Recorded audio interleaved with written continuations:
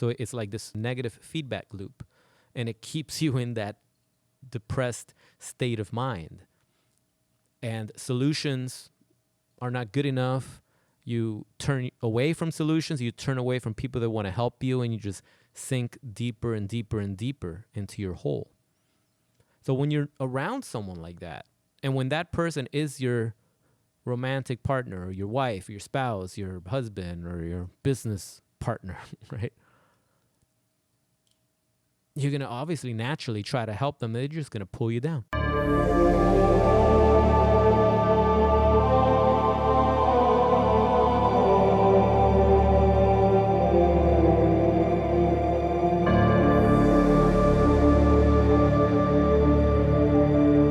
What's up, ladies and gentlemen? Welcome back to another segment of the Psychopath Exposure Show. I'm your host, Kita. We have a doozy of a show today. I want to start off by highlighting a comment from a gentleman that's been in a toxic, abusive, narcissistic, borderline bipolar, you name it, marriage for a long, long time. And I guess he just discovered these videos recently. So I wanted to take the time to read for all of you what he's going through and see if maybe we can all help him in the community. So he starts off with, this emotional abuse was and still is disgusting. The part I fear the most about finally ending this nightmare is the family that I have raised with her since the youngest boy was 4, who's now 21, and his brother is married with 2 precious step-granddaughters. The 4-year-old and I absolutely adore each other. The rest of her family is wonderful and loves me like their son or brother. The boys have lived through her mood swings and borderline insanity their whole life. They have also been traumatized. The oldest boy told me a few years back that I was the glue that kept this family together. She absolutely hates that statement and didn't agree or accept any part of that truth. It was at great expense to my mental health. I had no idea what was happening and why her personality changed so drastically about maybe 3 or 4 years in. Now it's been 17 years, with many times I threatened to leave if she didn't change the way she was treating me. But the heartbreaking part is the loss of my adoptive family and the little ones whose lives I will no longer be a part of. I am so grateful that I finally discovered what the cause of this insane ride through hell has been. Narcissistic behaviors coupled with bipolar depression and a long list of prescription drugs and zero therapy to find out ways or tools to help. Without this discovery of what a covert narcissist is, I would have never understood how and why things went from the most loving relationship to the most difficult, impossible situation that I have ever experienced. The trauma that I kept bottled up all this time has destroyed my heart and mind and has been killing me for such a long time. I'm looking for a narcissistic, trauma-based therapist to help me cope and give me guidance on the steps that I need to take to dissolve this relationship. I shouldn't call it that. It's more like a business partnership, but with an enemy most of the time. Please pray for me to gather the strength to make the move that I should have done years ago before I am completely destroyed forever. Man, that's deep, man. Thanks for sharing that with us. I'm sure many, many people in this community can relate with what you're going through, brother. I'm sure most of us here know exactly what you're talking about. Okay? And yet, the hard part is that bond that you have formed with the children. But you know, I've worked with a lot of survivors in the community for years. And the ones that make it through, right? The ones that get that divorce, they all have told me the same thing. Hey, you know what? It was the best thing I ever did. And when the kids grow up, they're grateful for it. You know what I have heard from those that decided to stay together for the sake of the kids? Because, you know, that marriage came to an end eventually anyway. I've had so many people tell me that the kids are resentful now. Because it's like, Mom, you knew all this time what Dad was for all those years. Why did you allow him to abuse us? Why didn't you do something about it? And the same thing with the dads. Like, Dad, you knew what Mom was. Why didn't you put your foot down and end it? It would have been better. Now we're all fucked up because of this shit. You don't want that to happen to you, man. You don't want that to happen to you. You know what's going on. You know the stuff is not going to get better. Staying in this horrible situation, as you've explained, this insane ride through hell, because that's what it is an insane ride through hell. Man, it never ends as long as you stay with that person. And if they got bipolar depression on top of narcissist personality disorder and God knows what else, and they're on prescription drugs, and they don't even want to have one single session with a therapist or anybody that can help change things or shed some light into the situation, man, this is a hopeless experience. This is a hopeless path that you're in. There is no salvation as long as you stay on this path, brother. I know that's not what you want to hear. I know that's not what you want to hear. But I think you know what you need to do, because the last line, you're asking us to pray for you to make the move that you should have done a long time ago before you're completely destroyed. So you know that if you don't make that move, you're going to be destroyed forever, don't you? You already know that. You already know that. And yet you can't make the move. Getting out of a toxic, psychopathic, narcissistic, toxic entanglement like this is one of the hardest things you'll ever have to do. Okay, and people that have survived this insane ride through hell will tell you it was the hardest thing they ever had to overcome. But when they did it, they felt unstoppable. Their life got better, and nothing that life threw at them came even close as far as difficulty and mental anguish as this situation was. So it kind of makes everything easier, and things start to get better quickly. Okay? Things start to get better quickly. I'm not saying your whole life just, becomes epic overnight, but when it's been this bad for such a long time and you finally sever it, okay, I know right now it feels like severing it hurts more than the pain you're going through. I can assure you, brother, that's not true. That's just in your head. That fear that you have, it's all warped, man.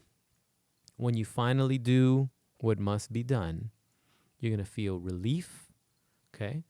You're going to feel ready to conquer the world, but you won't know until you get there. You won't know until you do what you have to do, okay? Someone wise just reminded me this week, God takes care of those that take care of themselves, meaning you got to put one foot in front of the other and do what must be done, and just know that things are going to be okay, because when you do that, right, when you do that, then you'll see what's in front of you to do next. Or what you have to do next will suddenly come to mind. The right people will show up. The answers will show up. But right now, anyone that's in a situation like you, they have a blockage with all this fear of the unknown. They think it's going to be the hardest thing. And if I do this, oh my God, and I'm going to miss the kids and all the memories we have. I don't know if I can handle that. Yes, you can. What you can't handle is ruminating on the idea of how horrible it's going to be. Okay? That's what you can't handle. Thinking and worrying about how hard it's going to be is what you cannot handle because it's in your head. You can't do anything about it. Okay? You can't do anything about it when you're worried about some unknown future and you're freaking out. But once all those realities collapse into one, then there's no more confusion. This is what you have to do. This is where you have to go. Everything just starts to line up.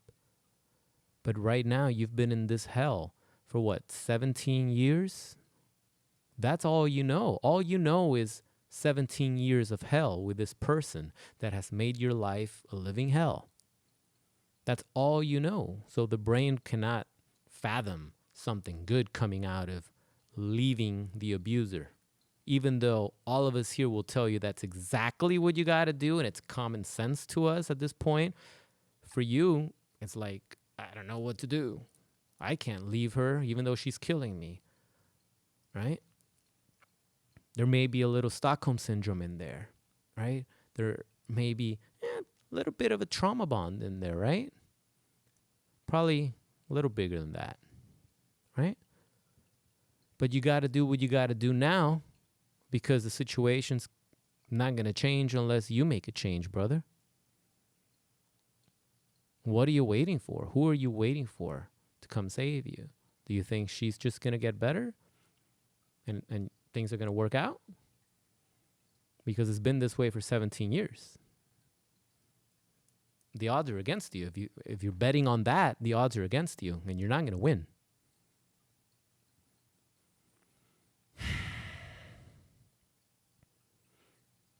Now, whether she's a covert narcissist or not, that's irrelevant. And sounds like you've been suffering for a long time with this person. And when you said, what was it you said about a business partnership? Oh boy, let me tell you. Like my psychopath ex used to call me her partner. She didn't even call me her boyfriend because I learned later. She, in Spanish, when you say partner, it's like, it translates to like mi pareja, right? Which translates to like a partner, but it's boyfriend. It's a different translation. So I was like, hey, nice try, bitch. Nice try, bitch. Okay. But you never even speak Spanish to begin with. And you know damn well why you did it, because she didn't want people to know that we were together. She wanted, oh, this is my partner. So people would be like, oh, my partner, like business partner, or, something like that. That's what it was for. Okay, that's what it was for. It was just her sneaky little way. It's just her sneaky little way, right? Of being able to be out with me in public around other dudes and for other dudes to be like, oh, okay, that's not her boyfriend. That's her partner. And they're probably here doing some work together or some real estate or some shit. Who knows, right? But yeah, it felt like a business partnership too with the enemy. She would write me emails like if we were at work. And I was like, bitch, why are you writing shit like this?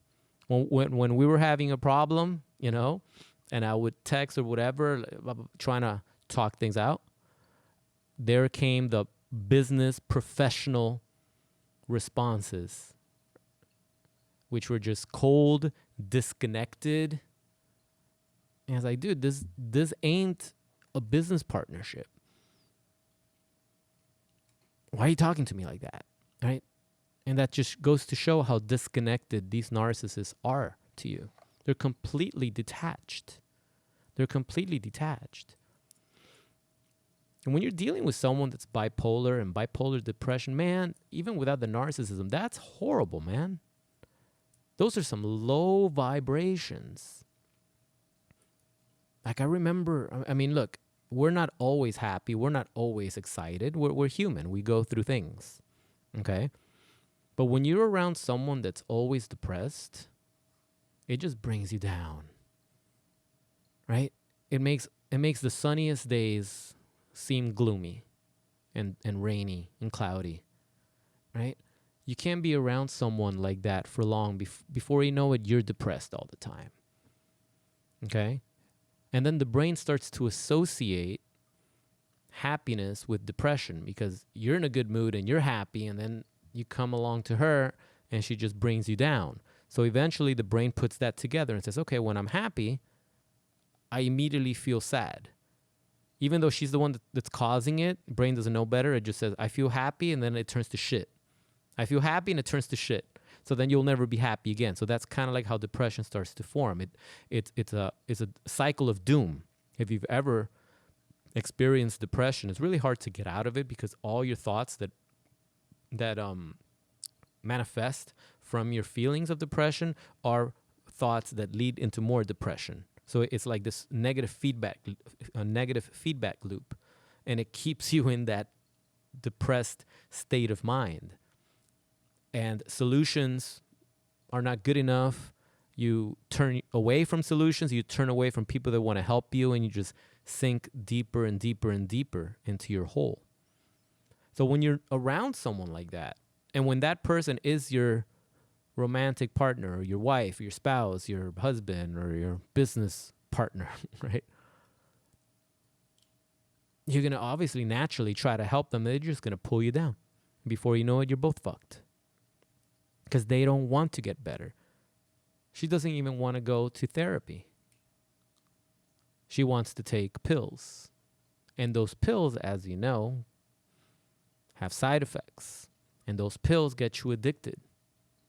And it distorts your personality. And it distorts your mind. And it numbs you. And it's just so bad, man. Everything about this is just horrible, brother. Everything about this is horrible, man. I know you're going to pull through. Eventually, we all pull through, okay? But don't let this turn into another 3 years. It's been 17. Let's make sure it doesn't become 20 years. Do it now. Do it now while it's easy. Because believe me, it's easier now than it's going to be a year from now. You might think, oh, I just need to get a little stronger. I'm gonna put some money on. I'm gonna put some money aside, and I'm gonna, figure out where those are just excuses. Okay, that's just procrastinating the inevitable, and that's just your brain fooling you. Okay, you're fooling yourself, right, into thinking you're actually gonna take action later. I think about it this way: if someone had a gun to your head, and you actually had the choice. Right? You actually had the choice of that weapon firing off and ending you, or the person putting the gun down and you walking away from the room alive. Like if you were actually just giving a choice with no consequences, hey, what do you have? There's a gun to your head. You can either do nothing and your life will be nothing in a few minutes, or I can put the weapon down and you can leave the room happily ever after. I'm not going to come at you. It's all forgotten. Like if you actually had a choice like that, what choice would you make? Who in the right mind would make the choice number one? Why would you? Like this, you have another choice. You have the choice of putting the gun down and walking away, right? So why would you stay in this situation knowing everything that you know, saying everything that you just said, when you have the opportunity to walk out? Why would you stay one more day in this situation? Just one more day. It's killing you. As you said, it's going to completely destroy you forever if you don't make a move that you should have made years ago. You said that, or you typed it and I read it. Why would you stay even one more day? Does it make sense? Doesn't make sense to me, right? But when you're in it, when you're in that situation, your brain has been compromised.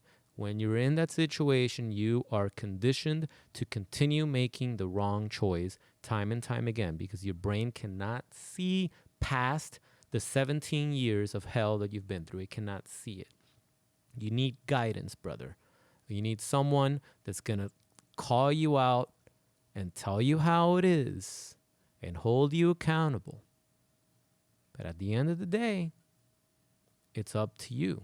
The choice cannot be made for you.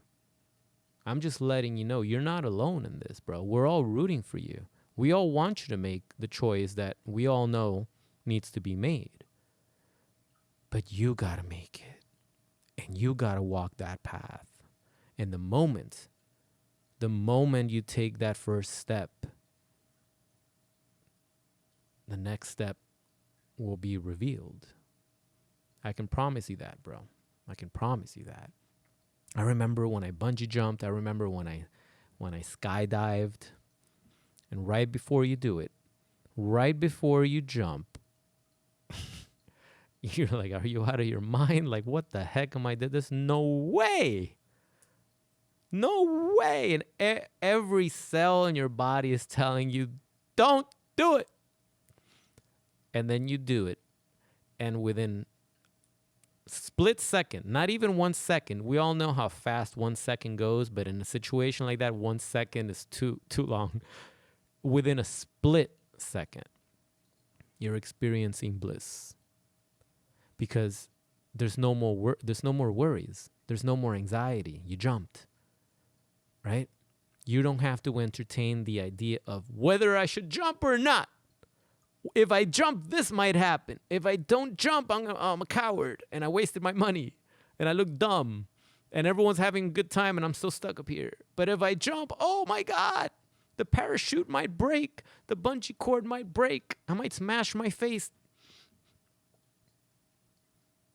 You jumped. And now you're experiencing the epic bliss of flying. Because that's what it feels like, especially when you skydive. It's awesome. And when you bungee jump, it's like the most badass thing that you can do, especially when that cord springs and takes you back up. And then you see everybody looking and cheering you on, feel awesome when they pull you back up. Like, it's like, I swear, you feel like you can conquer the world. This is what this is going to feel like, man. When you get out of this situation, you're going to feel like you can conquer the world, bro. Okay, if you need some help and guidance, if you need someone on your back, I have a coaching program where I specialize in working in cases like you, okay? Been working with people just like you for years, bro, for years, okay? And we end up working together long term because let me tell you, man, things get so good that you want to keep pursuing bigger and better things. And you want to surround yourself with people that are also doing bigger and better things, people that are lined up with their purpose, people that are chasing their best, right? And once you're in that, right? Once you're in that, there's no room for this toxicity. There's no room for people like that in your life anymore, okay? And these children will appreciate that you took the stand, right? That you did what you needed to do as a man and you handled this situation, bro, because they're all traumatized and they're all looking at you. You're the glue that kept that family together. They're looking at you to do the next thing. You just got to do it, man. You just got to do it, man. All right. So hit me up. I have a link below in the description where you can get more information on my coaching program. Just reach out to me and we'll go from there. Okay. Same thing for everybody that's watching this video. If you're still struggling, man, reach out and we'll workshop this thing together. There is a light at the end of the tunnel. Things do get better. You just have to do the work and then you'll reap the rewards. Okay. Having said that, I hope everyone's having an amazing day. I know these things are tough. They feel like they're never going to stop. Even when you first get out, sometimes you're questioning it. No, you have to just commit. You've already seen hell. You already know what hell is and you don't like it. Let's try something else. Stay the course, guys. Stay the course. You're going to see. Then you're going to come back here and say, damn, I wish I would have done this a long time ago, right? Good. That's fine. There's a lot of stuff as a late bloomer that I've done. And when I finally do it, I'm like, damn, I wish I would have done this 20 years ago. But you know what? At least I did it. Because I could have been stuck not doing it. Same thing with you. Same thing with everyone that's still stuck in a toxic relationship with a narcissist or a psychopath or a borderline or someone bipolar depression and all this crap, right? Do what you gotta do, okay? And check out the merch store that I just opened that has shirts and mugs and really cool shit for this holiday season, so you can rock some Psychopath exposure gear. Check that out in the description too. Show some love to the channel and the community. Drop a like on the video. Subscribe if this is your first time watching this video. And if you have any questions, if you have a situation similar to this man, post your comments below so I can read them off and offer you some feedback as well. All right, so stay the course, guys. This is Kita with Psychopath Exposure. I'll see you in the next one. Be good.